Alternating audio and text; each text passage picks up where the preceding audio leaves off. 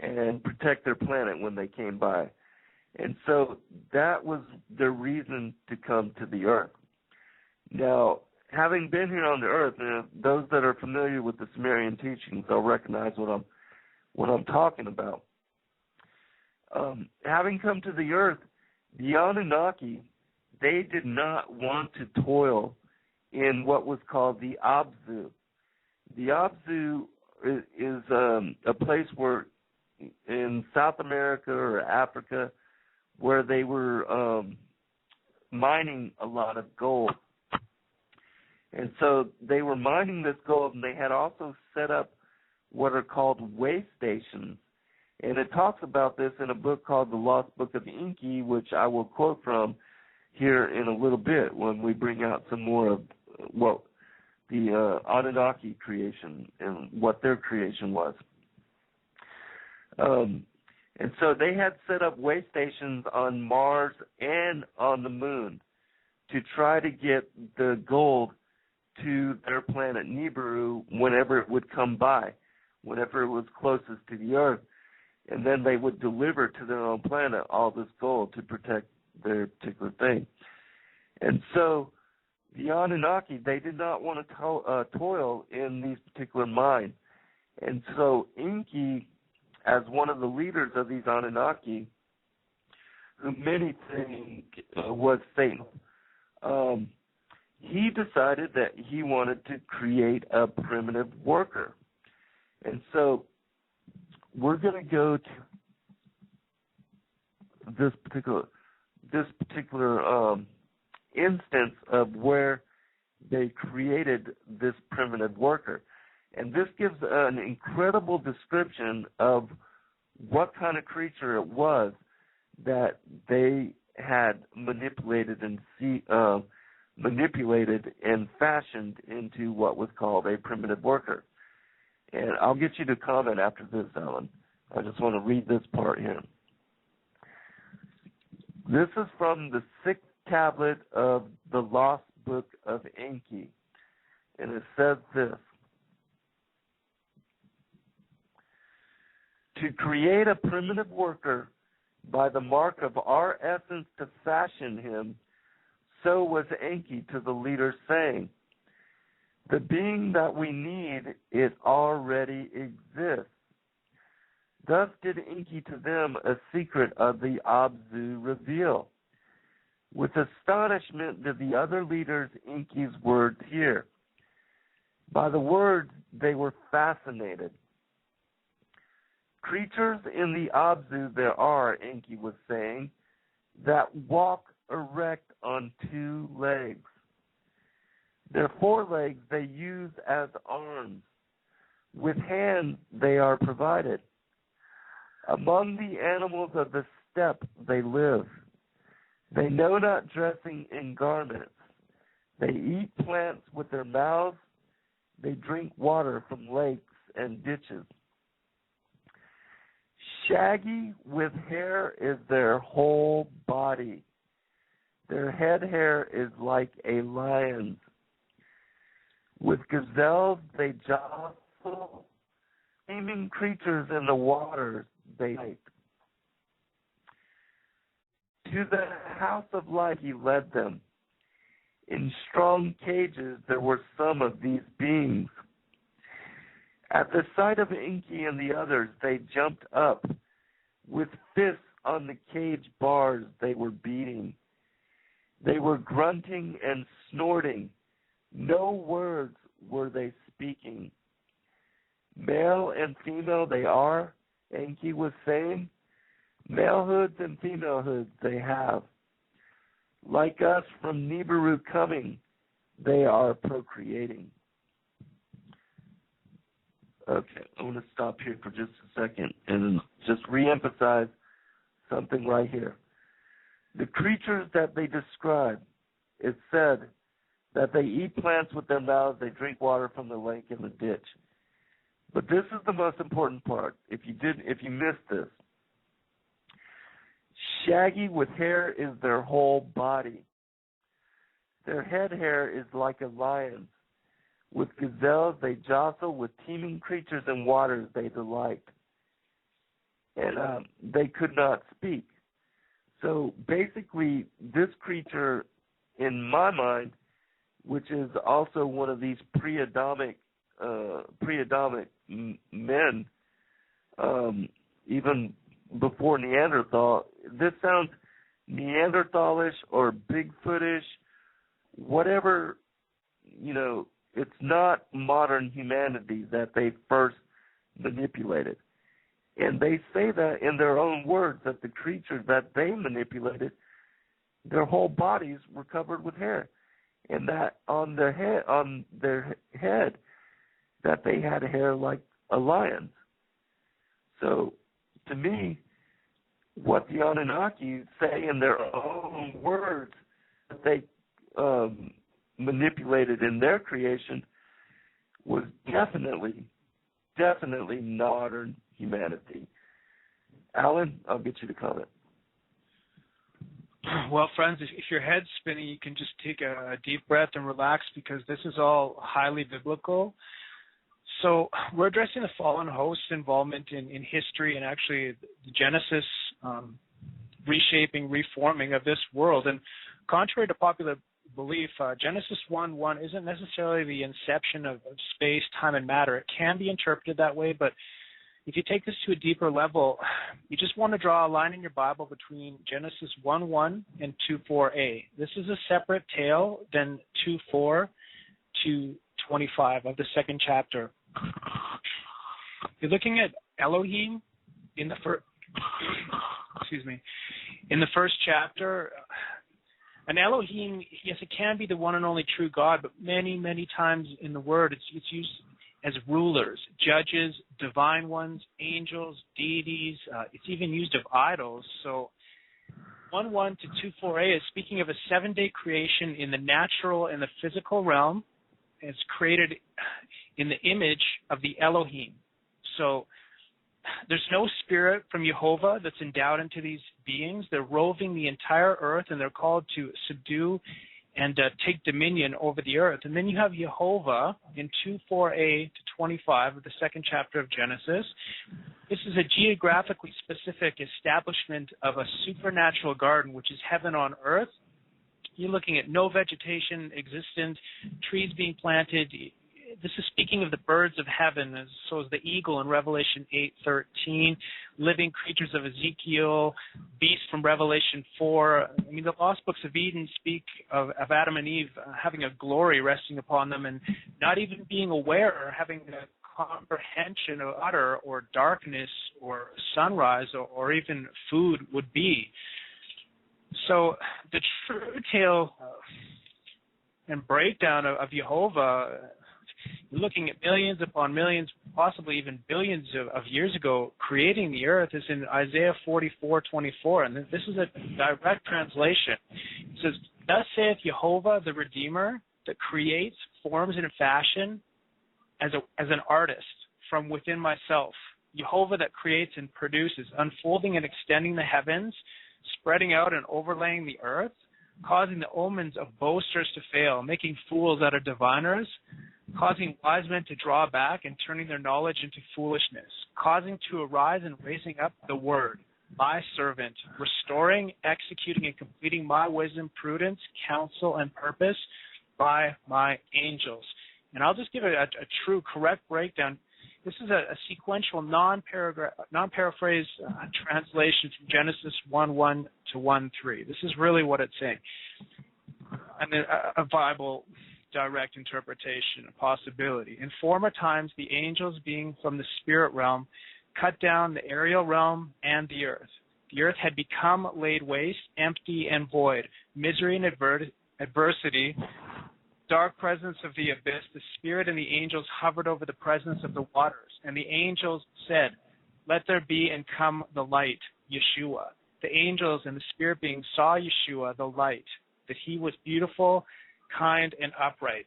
And the angels were separated and divided between Yahushuah and the darkness. So the book of John says 3 times that I am the light of the world.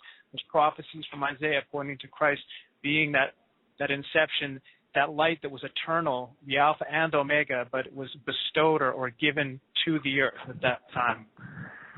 Wow, that's a really incredible quote. I hadn't heard that one, Alan. So you really pulled something out there, brother.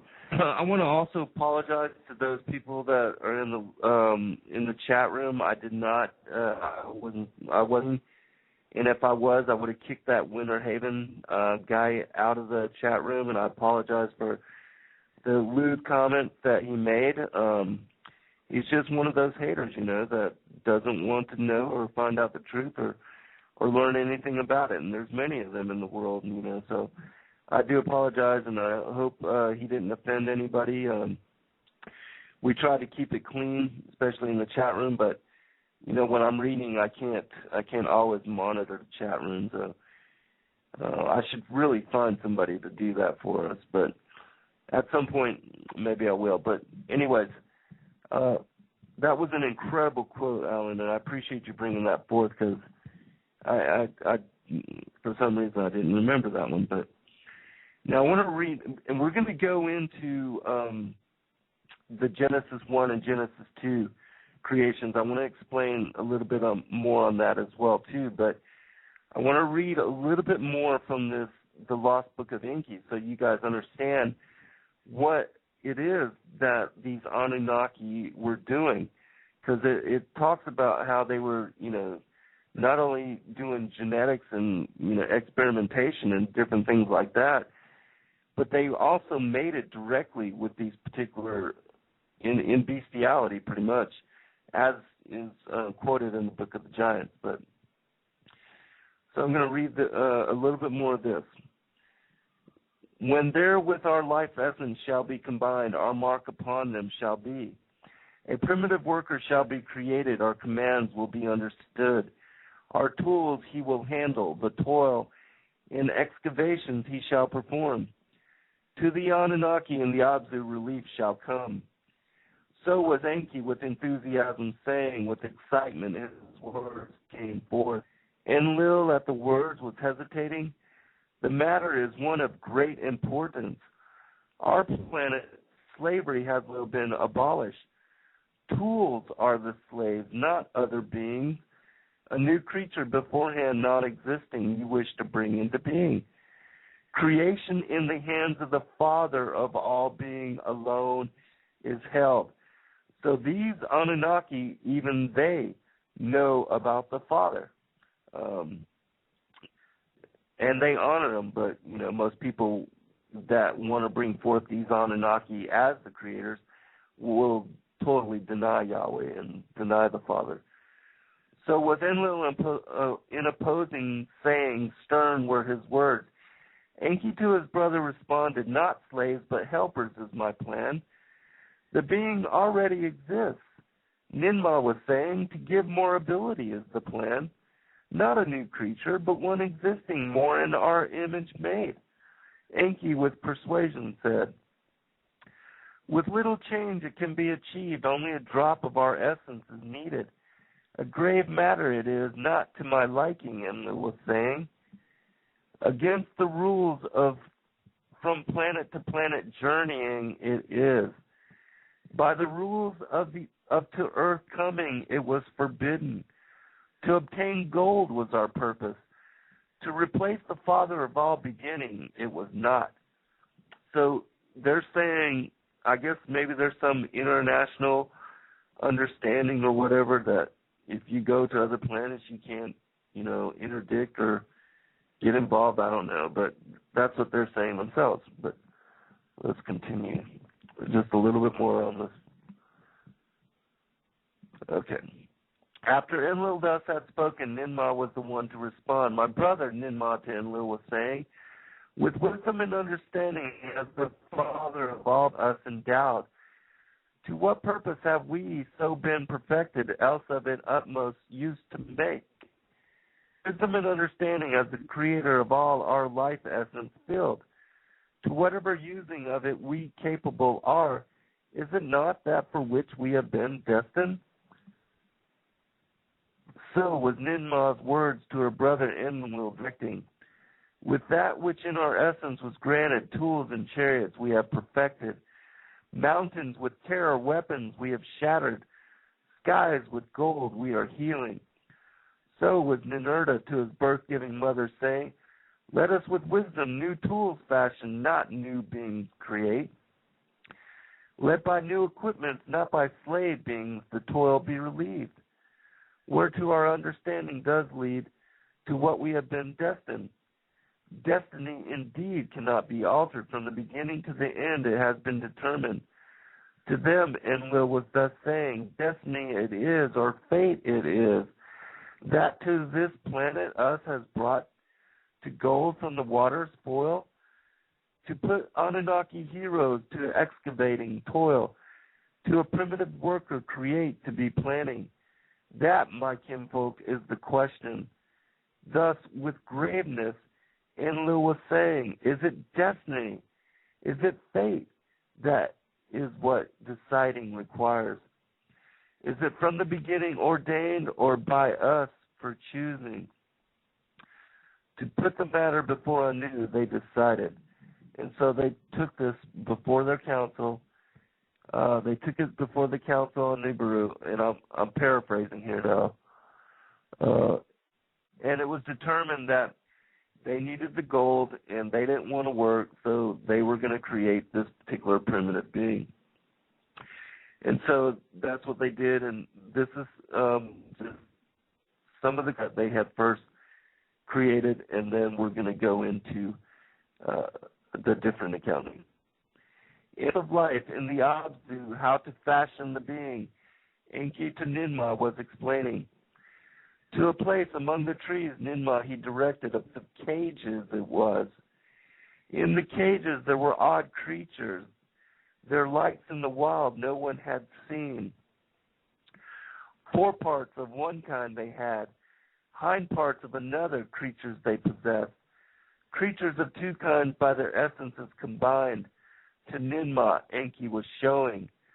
To the house of life they returned. To a clean place with brightness shining they led her. In the clean place Ningishida to Ninmah the life essence secrets was explaining. How the essence from 2 kinds combined can be. He to her was showing. The creatures in the tree cages are too odd, monstrous they are, Ninmah was saying. Indeed so, Enki responded. To attain perfection, that you are needed.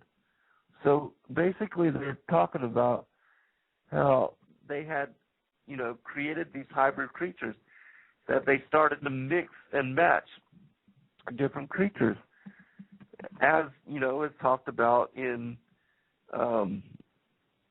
the Book of the Giants and also the Book of Enoch, when it talks about how they started to manipulate even not only the creatures but also the plants and the vegetation and all the different things that they brought forth then. Alan, do you want to comment? Well, what's being spoken about here is the fathers of the demigod Nephilim. There's a reason why Jehovah stated in the 10 Commandments, you have no other Elohim before me. It's not some type of an imaginary concept. These things, as levels, sit on thrones in the astral realm, and if you can see into that dimension, if you can actually just take a look at the world around you, they control this world. 95% of the population of the globe is under their darkness. And it just sounds way out there for some. I mean, just look at modern science. You've got chimeras. Nephilim existed. Hybrids, chameleon, son of Cain. It's first a physical war, and it's outside of time, and then it becomes a spiritual war. So the progeny of Cain, all the chimeras ever created, all the Nephilim, any type of hybrid human being that ever existed, it now roves the astral realm, and they, as early Israel, were in warfare and mortal combat with these beings and semi-humans. Now we battle them in the spirit realm, and it's about to get spilled out again into the physical realm. And the book of Jasher in 4:18, it says, and their judges and rulers. This is the Elohim, like I mentioned before. It's daughters of men took wives by force from their husbands according to their choice. And the sons of men in those days took from the cattle of the earth, the beasts of the field, the fowls of the air, and taught the mixture of animals one species. with the other, in order wherewith to provoke the Lord.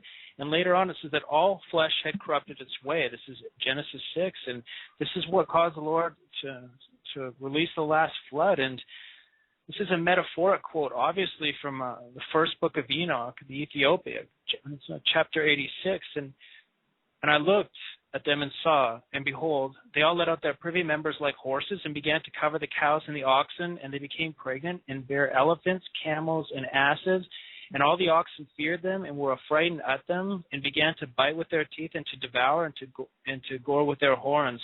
And they began moreover to devour those oxen. So any type of a mixture, spirit realm, whether it be a beast or angelic, with any form of a creeping thing, a bird, man, reptile, has and will be mixed again and is being mixed in laboratories this very day.